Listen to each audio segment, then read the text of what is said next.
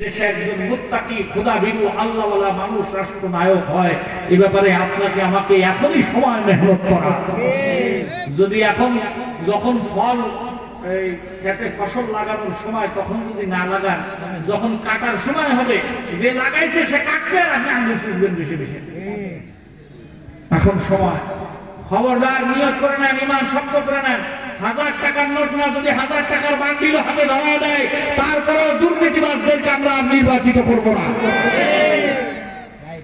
চোর চিটার বাটপার লুচ্চা লাফাঙ্গা এদের আগেও নাই পাশেও নাই, নাকি না? স্লোগান দিন ভাই এগিয়ে চলো, আমরা আছি তোমার সাথে। খবরদার, যদি আপনি সুফল পেতে চান, সুফল, আমরা তো আগে জানতাম না।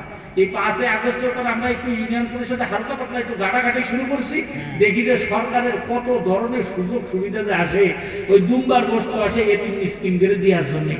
এই দেশে আমাদের এতদিন যারা রাজনীতি করে যারা পদে পদে গেছে, এগেছে বড় মিসকিন তো পৃথিবীতে আর কেউ নেই। চেয়ারম্যান হলো সবচেয়ে বড় মিসকিন। এই জন্য দুমবার বস্তু আসলে প্রথমে যায় চেয়ারম্যানের বাড়ি।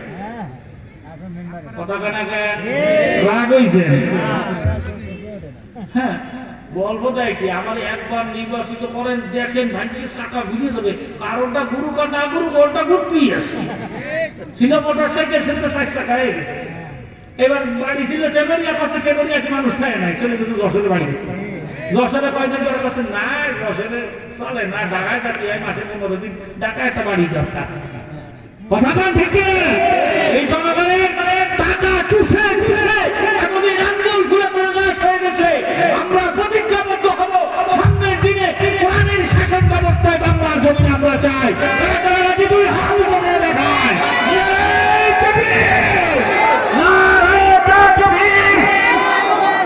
কোরআন শোনার আলো,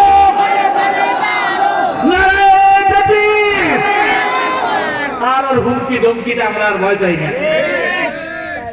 বহুত ভয় দেখাইছে। আপনারা যারা এই দেশের নাগরিক, আমরাও এই দেশের নাগরিক। আমরা এই দেশে ভাড়া থাকি না। আমাদের বাপ দাদা 14 পুরুষ এ দেশের মানুষ। আপনি যদি জোর গলায় কথাকথি করেন, আমি কোনো সমস্যা করি। আমি যখন পালবাড়ি মোড়ে মসজিদে ইমামতি করতাম, 2011 সালে যখন ঢুকছি, আমাদের সেক্রেটারি সাহেব জিজ্ঞেস করতে, উনি আওয়ামী লীগের রাজনীতির সাথে জড়িত, সভাপতি করে বিএনপি, সেক্রেটারি করে আওয়ামী লীগ। তাই আমাদের জিজ্ঞেস করতেছি, হুজুর আপনি কি রাজনীতি করেন? আমি তো অবশ্যই করি। না, রাজনীতি করলে সেই ইমাম আমরা রাখবো না। আমি বলছি তাহলে রাজনীতি করলে ওই সভাপতিও চলবে না, সেক্রেটারিও চলবে না। ইন্টারভিউর মধ্যে ইন্টারভিউ আসছে, পাশে তো লোক বসে থাকে না, সব তো আর বুবা ভূত না, কিছু তো কথা কওয়া লোক আছে। ওরা কাছে যে হুজুর ঠিক আছে, এটাই না এক কথা চাকরি হয়ে গেছে। আমি বললাম যে মসজিদের নিয়ম যদি হয় রাজনীতি করা যাবে না, তাহলে ইমামও করবে না, মুয়াজ্জিনও করবে না, সভাপতি সেক্রেটারি করবে না। আর যদি রাজনীতি করে ইমাম, সভাপতি, সেক্রেটারি, খাদেম, মুয়াজ্জিন সবাই রাজনীতি করবে। তুমি তোমারটা করো, আমি আমারটা করি, দেখা যাবে কিয়ামতের ময়দানে কার কত দৌড় আছে। হ্যাঁ, মসজিদের মেম্বারে বসে রাজনীতি করি কিনা সেটাই দেখে। মসজিদের মেম্বার সব শ্রেণীর মানুষের, এখানে তো ওয়াজ করতে আসছে, এখানে সব শ্রেণীর লোক আছে। আর আমি যদি একদিকে ঠেলে নিয়ে চলে যাই, বাকি কোনো রাগ হবে না?